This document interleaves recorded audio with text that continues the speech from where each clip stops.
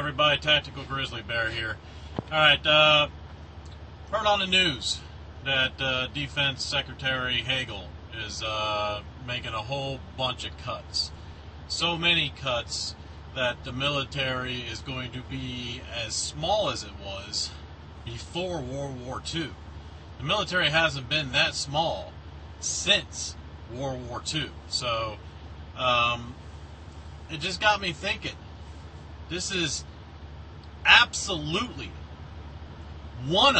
out of many, one of the main reasons why we as American citizens have the right to keep and bear arms. Alright? It is one of the very main reasons that we have militias. Not federally run militias like the National Guard. That's not a militia. That's the military. They're part of the army. Alright? A militia is totally different from the National Guard. Because a lot of people don't know this, alright? But a militia is specifically there in defense of the country and in defense of the state that it's in. Alright? These are what the state guards are now. Alright? This is what the privately run militias are.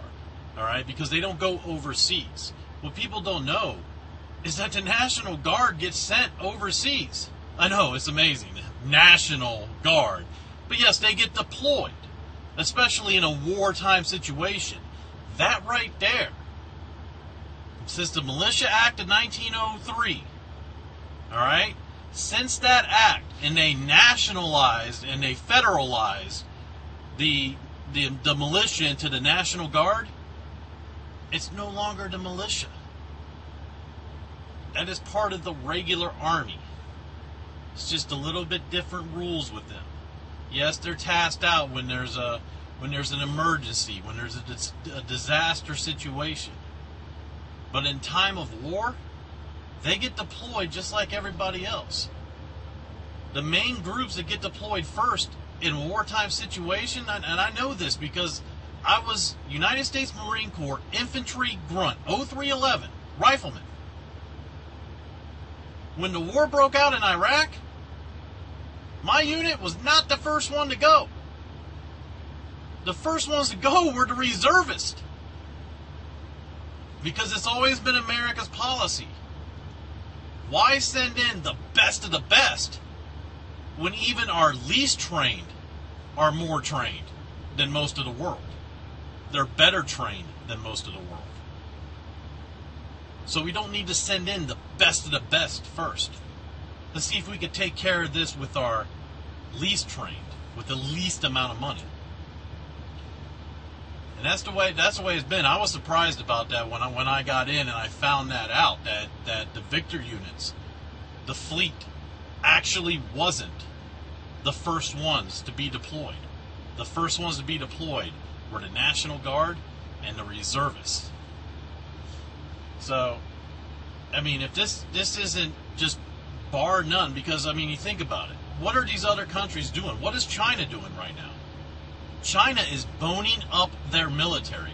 Even with all their economic problems that they're having, they're still putting money, more and more money into their military. And we're downgrading our military? Why? Well, because of Congress. Because of this administration. They can't come to terms with what they want to do. They can't come to an agreement between the House and the Senate. So they have to make cuts. And those cuts have to come from somewhere, so they go straight to the military.